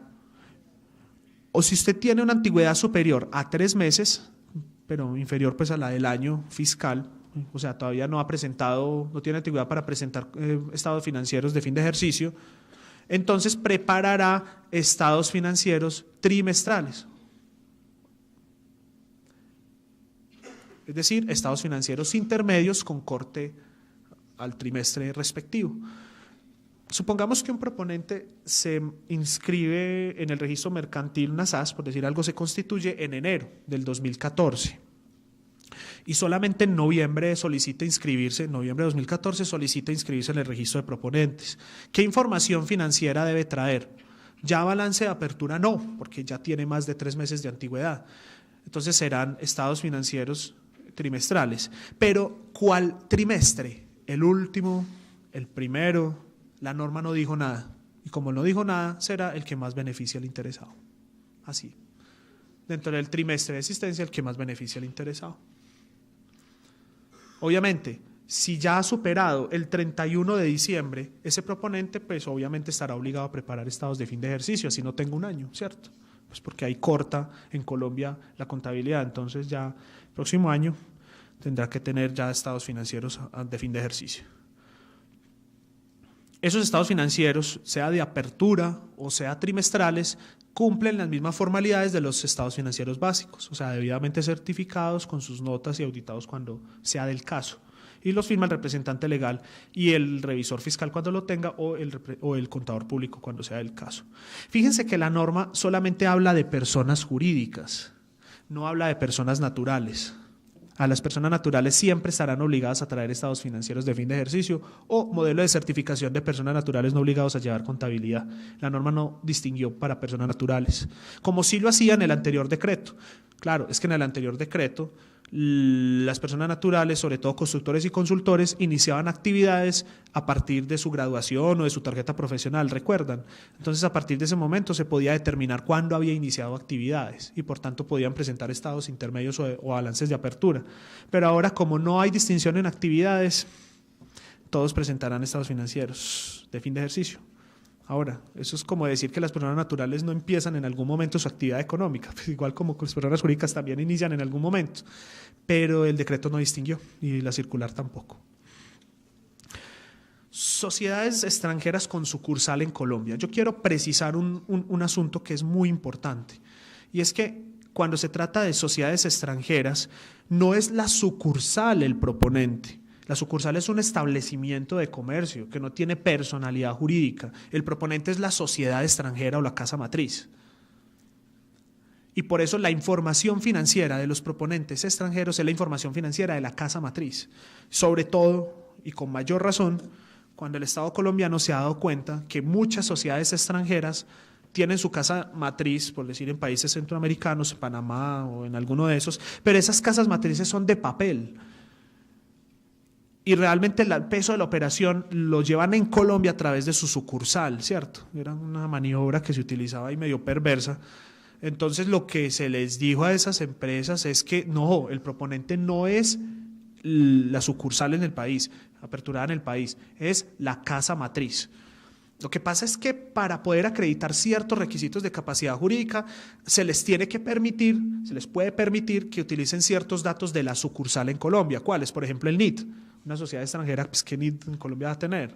No son contribuyentes en Colombia, no es lo normal. Entonces será el NIT de la sucursal en Colombia. O los representantes legales en Colombia, que serán los representantes de esa sucursal, o los revisores fiscales de la sucursal. Yo puedo acudir a esos datos de la sucursal, pero por lo demás, los requisitos habilitantes son de la casa matriz. Porque es que, insisto, es un registro de personas y la persona es la sociedad extranjera. Muchos alegan que es que en Colombia a las sucursales de sociedades extranjeras, siendo establecimientos como lo son, se les da un tratamiento societario. Y sí, hay que decirles que eso es cierto, pero solo como una ficción para poder incorporar los negocios permanentes en Colombia o para poder liquidar esos negocios permanentes en Colombia. Por vía de ficción se los trata como si fueran una sociedad, pero eso no significa que esas sucursales sean sociedades, son establecimientos de comercio y son simples prolongaciones de la personificación jurídica de la casa matriz. Entonces, dicho esto, los estados financieros de sociedades extranjeras serán los de la casa matriz. ¿Con qué formalidades? Claro, aquí hay otra excepción a las fechas de corte, porque estos prepararán sus estados financieros de acuerdo a la norma de origen, de acuerdo a las fechas de corte del país de origen. Ejemplos clásicos, las sociedades norteamericanas, bueno, por lo menos de muchos estados de los Estados Unidos, cortan en julio. El corte fiscal en Estados Unidos es en julio, es a mitad de año. Entonces, ahí hay un tema de excepción. O, por ejemplo, sociedades españolas, que aquí hay muchísimas, es como la segunda conquista, se devolvieron de nuevo. Y en España, si bien hay un cierre fiscal el 31 de diciembre, allá sí se distingue entre el cierre fiscal y la revelación de estados financieros. Si bien se cierra el 31 de diciembre, ellos solamente vienen a presentar y a revelar estados financieros en julio. Entonces, si uno le aplica rajatabla a la norma, significaría que las sociedades españolas solamente podrían contratar con el Estado en el segundo semestre de cada año, no en el primero. Entonces, ¿cómo hacer con ellos? ¿O cómo hacer con las americanas? ¿Y cómo hacer como, no sé, japonesas y otros lados que tengan fechas de corte distintas a la colombiana? Entonces van a traer lo siguiente, los estados financieros de origen, la traducción al español, que es traducción oficial, obviamente con traductores oficiales, no es que es un amigo mío pues, que sabe mucho inglés y que es el berraco y aquí me lo traduce, no, con la debida certificación del Ministerio del Interior, apostillado si no hace parte del tratado de La Haya, y modelo de certificación adicional en el que se asegure que los estados financieros han sido presentados de conformidad con las normas aplicables en el país de origen. O sea, esto sí lo tiene que preparar el responsable de la información en cada caso. Nos van a decir, mire, la fecha de corte de esta sociedad que es holandesa fue tal año, fue tal época, y además ha cumplido las normas contables del país de origen. Muy bien. Nunca, y esto quede claro, sé que estoy reiterativo, pero esto debe quedar absolutamente claro, en ningún caso serán admisibles estados financieros de la sucursal de la sociedad en Colombia, por las razones pues, que ya ampliamente hemos venido discutiendo.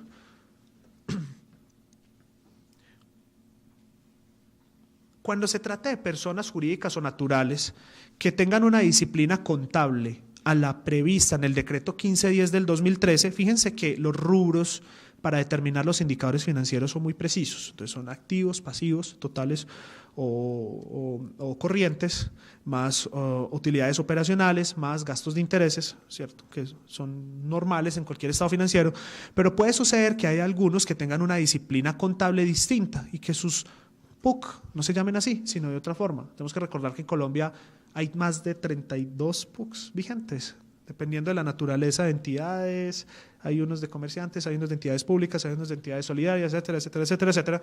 Entonces puede suceder que la disciplina contable de un determinado proponente no sea la que exige el 1510. Entonces, ¿qué hay que hacer? Lo que se hacía en el anterior decreto, homologar las cuentas. Entonces tenemos un modelo de certificación para homologar los rubros con el 1510. ¿Cómo se llama ese modelo?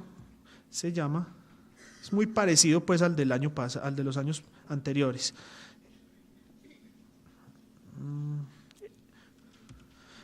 Equivalencias. Entonces es un modelo para acreditar las equivalencias de las distintas cuentas que conforman los indicadores de la capacidad financiera.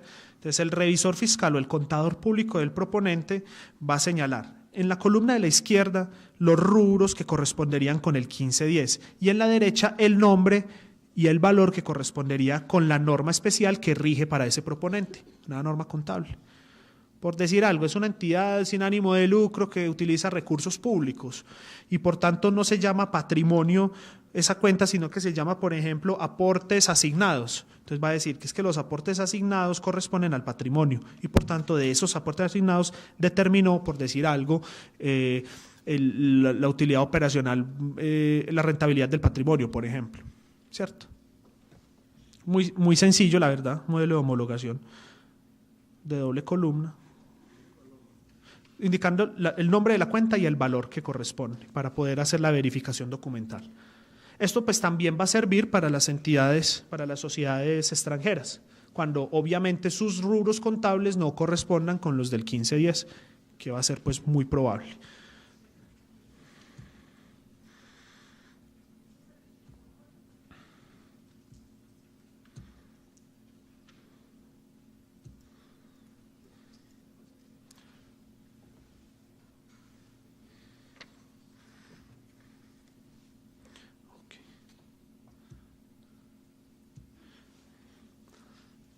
Muy bien. Entonces hemos terminado acá con el modelo para las equivalencias.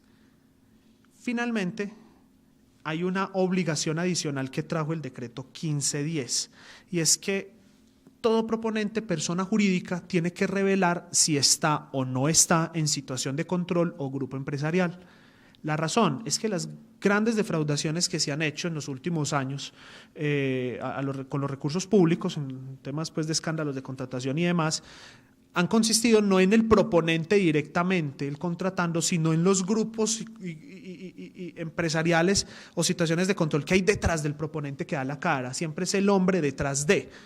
Entonces, por eso es muy importante ahora para las entidades estatales saber quién hay detrás del proponente con el que yo eventualmente celebraré contratos y que va eventualmente a administrar recursos públicos. Entonces, toda persona que tenga una situación de control o grupo empresarial, que obviamente se revelan al registro mercantil, va a revelar también esa misma situación de control y grupo empresarial al registro de proponentes. Recordarán que uno de los deberes de las situaciones de control o grupos empresariales es preparar estados financieros consolidados. Entonces, quien sea matriz de una situación de control o controlante en un grupo empresarial estará obligado, además de presentar los estados financieros y los anexos que vimos, a traer los estados consolidados de todo el grupo o situación y lo adjuntará al expediente. Muy bien. Clasificación y NSPC. No nos vamos a detener en este tema, ya dijimos lo que teníamos que decir, solamente recordemos que en Colombia pues, es hasta cuarto nivel, pero se va a capturar a tercer nivel, hasta tanto las cámaras de comercio puedan, a través de una nueva instrucción de la Superintendencia de Industria y Comercio, hacer la captura a 8 dígitos. Bueno, y ya sabemos pues de dónde se toman esos códigos, que son de los contratos y son de la clasificación del proponente. Finalmente vamos a hablar de documentos obligatorios que no están ni en el decreto, que no están ni en la circular, sino que están dispersos en el decreto 1510, pero que se necesitan para el RUP o que están en normas especiales. El primero de esos documentos especiales obligatorios que trae el decreto es el modelo de certificación para decir que las personas jurídicas no hacen parte de grupos empresariales o situaciones de control. Esto siempre será obligatorio para personas jurídicas, incluso entidades sin ánimo de lucro. Recuerden que una matriz de un grupo empresarial puede ser una sociedad, pero también puede ser una entidad sin ánimo de lucro, incluso pueden ser personas naturales. Ahora, vinculados obviamente siempre serán sociedades mercantiles, pero como matriz o controlante puede ser incluso una persona natural. Entonces, cuando se trate de personas jurídicas, siempre se traerá el modelo de certificación que indique que no hace parte de grupos empresariales o situaciones de control, siempre y cuando no las tenga. Recuerden que esas situaciones de control y grupos empresariales las administran también las cámaras de comercio, o sea que nosotros vamos a verificar esta información frente al expediente registral. Entonces, persona jurídica va a traer esto firmado por el representante legal y el revisor fiscal diciendo, bajo la gravedad del juramento, que no hay situación de control y que no ejerce control bajo ninguna de las causales previstas en la ley. Y abajo la nota que dice que vamos a ejercer verificación documental confrontándolo con el registro mercantil. Otra obligación, ya ahorita se los hablaba un poquito. Y es que todas las sociedades sujetas, sociedades, empresas unipersonales y sucursales de sociedades extranjeras, sujetas a la inspección, vigilancia o control de la Superintendencia de Sociedades, tendrán que traer copia de los documentos adicionales que van a revelar luego a supersociedades. Recuerden que de acuerdo al grado de vigilancia que ejerza Superintendencia de Sociedades, también será la forma en que se remiten esos documentos. Por ejemplo, los de más grande control, que son las controladas, ellos remiten estos documentos adicionales, que fundamentalmente son información financiera, los remiten a través de medios electrónicos, por seguridad. Los que están en grado de vigilancia no remiten por medios electrónicos, sino que lo remiten por medios físicos. Y los que están en simple inspección, que son todas, o sea, de entrada cualquier sociedad, de empleo unipersonal o sucursal de sociedad extranjera, de entrada por el mero hecho de serlo, está en grado de inspección por Superintendencia de Sociedades. Entonces, ellos remitirán información solo a prevención, cuando la Superintendencia de Sociedades, de forma, a través de una resolución motivada, les pida que remitan información. Entonces, los inspeccionados remiten eventualmente, los vigilados y los controlados siempre remiten, pero unos por medios físicos y otros por medios electrónicos. Fundamentalmente, ¿en qué consisten esos documentos adicionales? Ustedes deben consultar, pues quienes estén supervigilados por Superintendencia de Sociedades, deben consultar este año la circular 201-00007, la que aparece aquí. Esa circular define qué hay que remitir y el calendario de remisión. Incluso empieza el tema de acuerdo a los últimos dígitos a los dígitos de verificación del NIT. Y entonces empieza, creo que en marzo, y va ascendiendo hasta septiembre. ¿Qué se remite? Se remite fundamentalmente los estados financieros, las notas, el informe de gestión, mucho cuidado con esto, el informe de gestión y obviamente la certificación con todas las formalidades de los estados financieros. Como ustedes al RUP ya aportaron estados financieros certificados y con sus notas y eventualmente con el dictamen, pues esto ya está cumplido, ¿cierto? No tendrían que volver a aportarlo. Pero sí van a tener que aportar el informe de gestión, que ¿quién lo prepara? Los administradores de la compañía, sea el representante legal o los administradores. Entonces, sugerencia práctica. Como las cámaras de comercio no tenemos facultades para determinar quién está vigilado, controlado o inspeccionado por Superintendencia de Sociedades, siempre que usted sea una sociedad mercantil o una empresa unipersonal o una sucursal de sociedad extranjera, va a traer toda su información financiera con sus formalidades, más el informe de gestión que preparan los administradores, sea el representante legal o la junta directiva, según sea el caso. Siempre lo traerá. Y recuerde que ese dato que nos va a dar a nosotros es el mismo dato que eventualmente usted va a remitir a Supersociedades cuando le corresponda en su calendario de remisión de informaciones. Para terminar, todo proponente, por una norma que no es del registro de proponentes, sino una norma tributaria, todo proponente debe asegurar que ha cumplido con los pagos sobre nóminas y los famosos pagos parafiscales. La certificación que vulgarmente llamamos certificación de parafiscales. Ustedes saben pues que con la nueva reforma tributaria, pues los parafiscales no es que dejaron de existir, pero sí se han desmontado por un tributo que no es parafiscal, sino que es un impuesto, por el famoso CREE. Pero en algunas situaciones todavía existen los parafiscales y todavía se pagan. Pero adicionalmente usted no solamente asegura el pago de parafiscales, sino además sus aportes a las cajas de compensación y al sistema de seguridad social integral. O sea, usted asegura que está al día en todo eso. En la Cámara de Comercio, este anexo o esa certificación que se debe traer siempre que se solicite un registro, sea inscripción, renovación o actualización o cancelación, siempre que se solicite un registro, pues usted puede preparar o dar fe de eso a través de esta certificación de cumplimiento para fiscales, que es del artículo, del famoso parágrafo tercero del artículo 50 de la ley 789. Entonces aquí nos va a decir, si se trata de personas jurídicas con revisor fiscal, es el revisor fiscal el que nos firma esta certificación. Si se trata de personas jurídicas sin revisor fiscal, es el representante legal. Aquí ya no es el contador, es el representante legal. Y cuando son personas naturales, es el mismo proponente el que asegura esta información. Y finalmente, para terminar, esto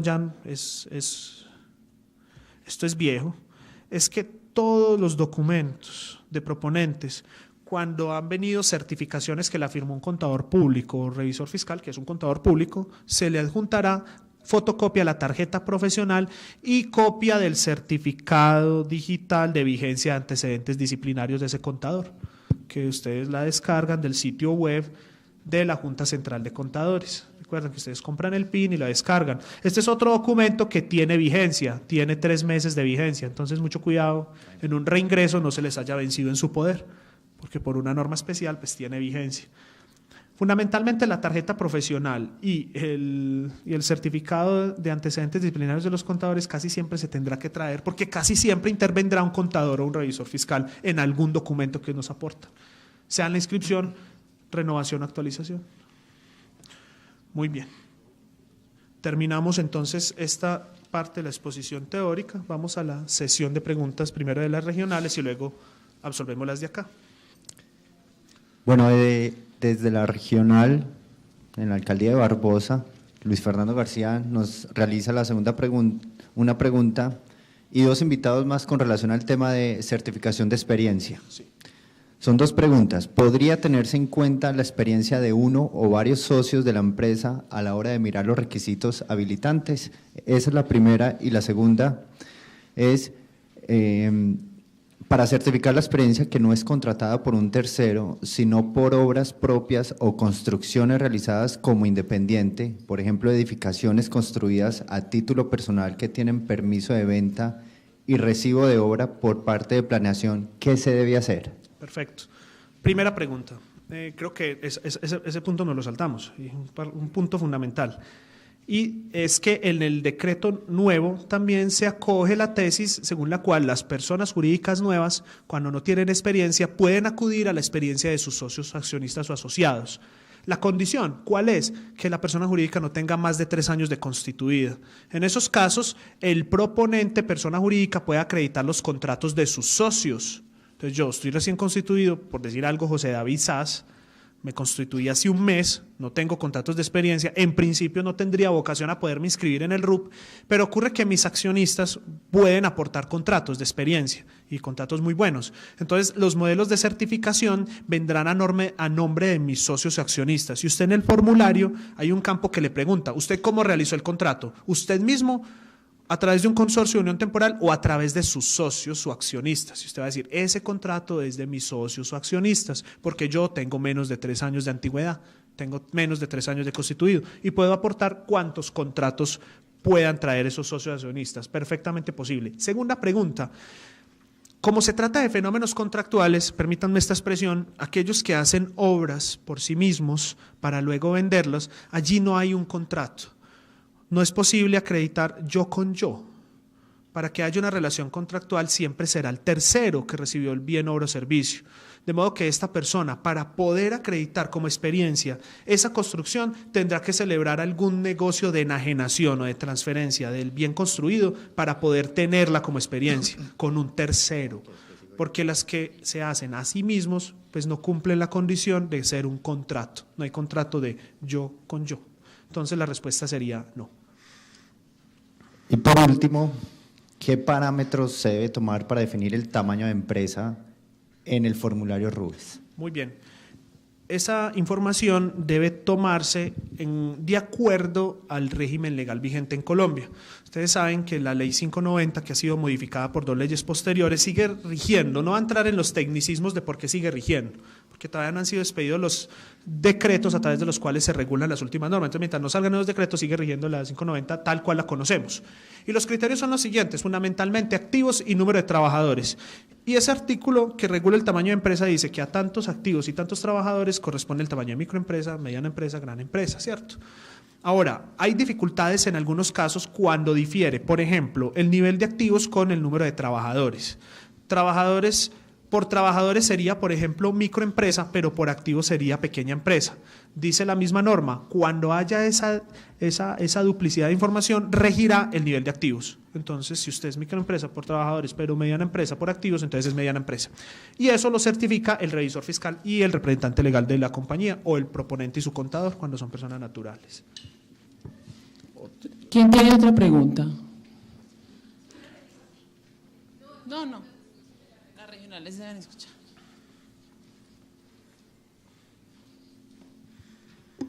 Buenas tardes. Yo quería preguntar con respecto al CAR residual, si sigue funcionando o no, con respecto a las obras en ejecución. Perfecto. Mira, el tema de la determinación de la CA de contratación dejó de aplicarse en el RUP hace 2 años. Sí. O sea, las cámaras de comercio ya no aplicamos baremos de matemáticos para determinar la capacidad de contratación y por tanto tampoco determinamos la capacidad residual. Mucho cuidado. La capacidad residual sí sigue vigente en Colombia para los contratos de obra, pero ustedes la determinarán directamente ante la entidad convocante y no ante la Cámara de Comercio. ¿Cómo la calculan? La Agencia Nacional de Contratación ha expedido un manual explicando el procedimiento fórmula a través del cual se determina o se calcula la capacidad residual. Ustedes deben consultar ese manual y obviamente la norma del decreto 1510 para determinarlo, pero lo harán ante la entidad convocante y no ante la Cámara de Comercio, y nosotros no la certificamos.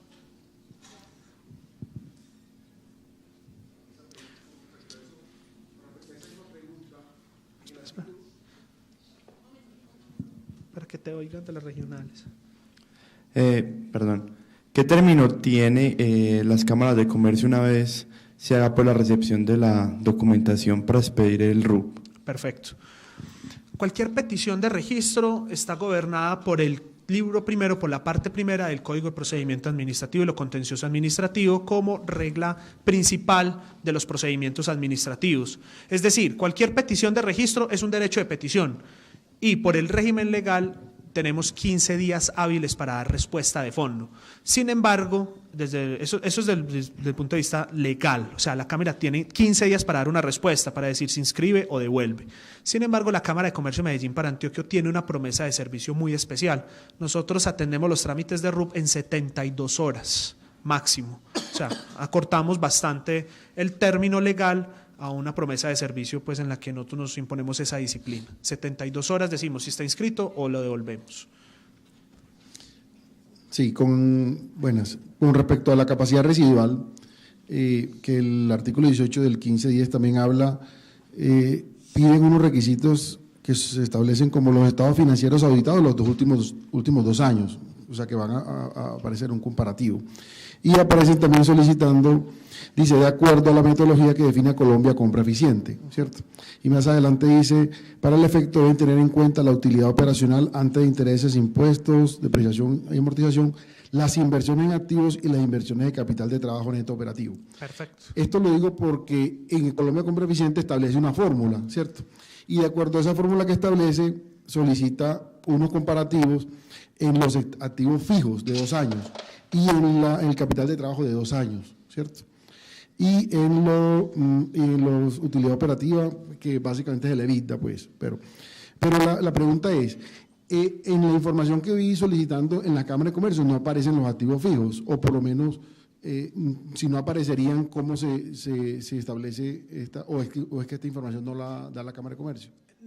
Vuelvo e insisto, el CA de contratación y por tanto el CA residual de contratación en contratos de obra no se determina en la Cámara de Comercio y la Cámara de Comercio no suministra la información para ese cómputo. Eso es una responsabilidad que le cabe a todos los proponentes, obviamente con los estados financieros que ustedes tienen. Recuerden que la información financiera es única para cualquier proponente, independientemente que sea para RUP, para calcular CA de contratación o para, no sé, renovar la matrícula mercantil. Obviamente con esa información financiera ustedes van a revelar esos indicadores con los cuales se hace la fórmula de la capacidad residual.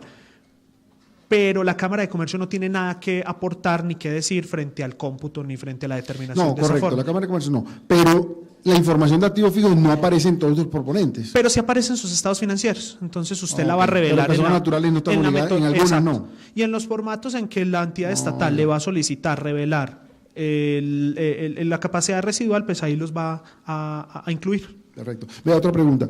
¿Las certificaciones que entregan las entidades pueden ser copias o tienen que ser originales? Pueden ser copias. Okay. Acá el único documento original en el sentido de que tiene que venir manuscrito y firmado por el proponente es el formulario. Los demás documentos de soporte pueden ser copias simples.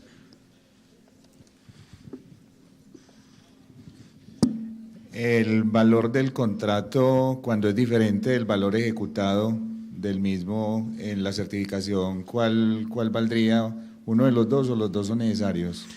A ver, cuando el valor del contrato es diferente del valor ejecutado en una empresa de servicios. Un ejemplo. Un ejemplo, nosotros trabajamos para un EPM, ¿cierto? Y en el valor del contrato le dan un valor para sacar las pólizas de cumplimiento y demás, es un requisito pues que está en el contrato. En el valor ejecutado de nosotros se da un valor muy diferente a ese presupuestado que está en el contrato. Bueno, la verdad es que la Cámara de Comercio no interviene en la manera en cómo el tercero certifica el valor del contrato. Para nosotros basta que la certificación nos diga un valor en salarios mínimos a la fecha de terminación. ¿Cuál es ese valor? Pues obviamente el tercero tendrá que determinar cuál es el valor real de ese contrato para poder revelarlo al RUP. Pero sea cual sea el valor que a nosotros nos revelen, nosotros tendremos como cierto ese valor que usted me ha puesto en el modelo de certificación. ¿Cuál de esos dos valores? Pues no le podría decir cuál de los dos. Será el tercero certificador el que defina cuál es el valor real del contrato. Si a nosotros nos han certificado el valor ejecutado. Entonces, si es ese es el que va a revelar en el modelo de certificación. Y frente a la otra pregunta que le hice ahora sobre la mínima cuantía en los contratos, ¿quién me determina si es mínima cuantía o no? No, la entidad convocante, porque la mínima cuantía está atada al presupuesto de la misma entidad.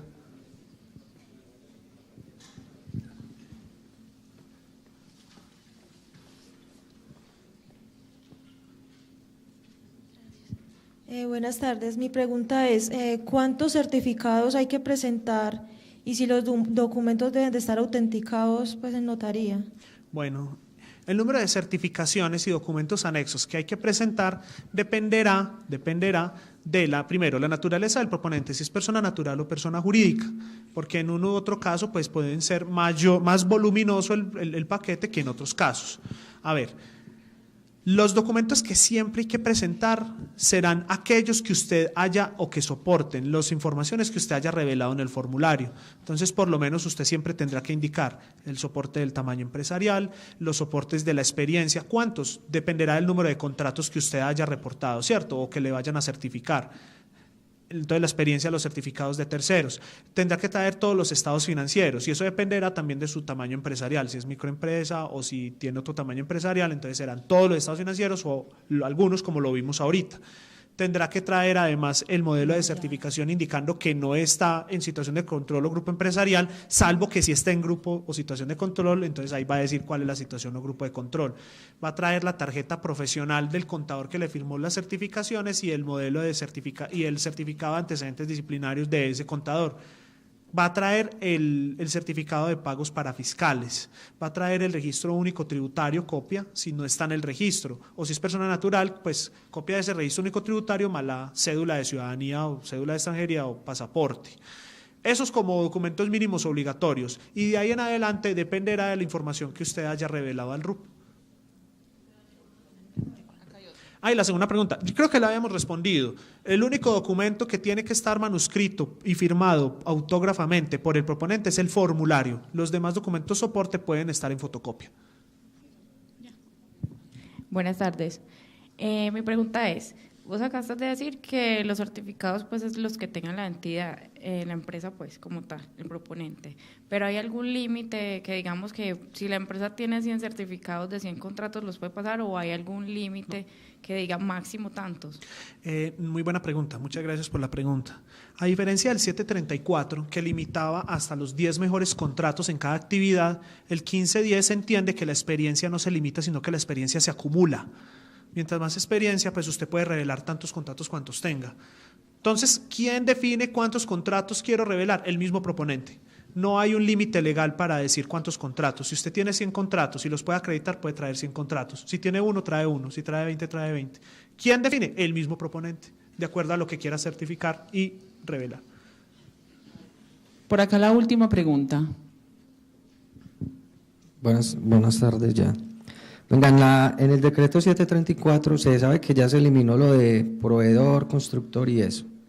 Ahora es la sección 95, por ejemplo, para nosotros que somos constructores. Pero yo tenía la posibilidad de inscribirme como consultor sin tener experiencia. Entonces, no sé si en este caso las clasificaciones solo tienen que ver con los certificados que yo voy a aportar de experiencia o si yo como proponente, pues como empresa me puedo certificar en la sección 95, en la parte de construcción y también en la de servicios, que sería para consultorías e interventorías. Ok. Esa es una pregunta muy interesante, todavía no ha sido resuelta por la autoridad, también hace parte de una consulta que las cámaras hemos hecho a la Agencia Nacional de Contratación, pero si usted revisa el decreto 1510 va a encontrar lo siguiente, que es que la clasificación del proponente es en los bienes, obras y servicios que usted ha ofrecido a entidades estatales o a las entidades en general, que ha ofrecido. Eso de entrada lo que le está diciendo es que usted se puede clasificar solamente en aquellos códigos que tiene soporte con la experiencia. O sea, usted no podría aspirar, de la primera lectura, a clasificarse en códigos en los cuales no tiene ninguna experiencia. En el 734 sí era posible porque había una zona gris en la cual no se mencionaba el tema de la clasificación atada a los contratos de experiencia acreditada. Recuerde que la única limitación que existía en el 734 era que los códigos SIU estuvieran revelados a la DIAN en el registro mercantil, pero no eran soporte de su clasificación los contratos de experiencia acreditada en el 734. En el 1510 cambia completamente el panorama. El decreto sí dice, se clasificarán los bienes, obras y servicios que ofreció o que ofrecerá a las entidades estatales. Bueno, en conclusión no puedo clasificarme ahí. En principio no habría forma de clasificarse en códigos que no tiene experiencia. Bueno, y la última pregunta es, si una persona entonces va a montar una empresa, si yo quisiera montar una empresa, una persona jurídica, se sabe que para yo contratar con el Estado tengo que tener el RUP, pero si yo no he hecho ningún contrato y yo no tengo un certificado de experiencia, por lo que se quitó la experiencia, probablemente entonces nunca voy a poder montar una empresa. Sí, recuerde que hay una norma del Registro Único de Proponentes que dice que usted puede servirse para empresas nuevas de la experiencia de sus socios contratistas, de sus socios accionistas o constituyentes. No, entonces pero usted, ninguno tiene. Usted, supongamos que yo no la voy a conformar yo solo, una de esas. Una SAS y no tiene contratos en ninguna parte. No podría aspirar a inscribirse porque le falta un requisito habilitante que es la experiencia. Es como pretender inscribirse sin tener, por ejemplo, capacidad financiera o capacidad de organización. Falta un requisito habilitante. Bueno, muchas gracias. Espero que les haya sido útil esta charla. Que estén muy bien. Hasta luego.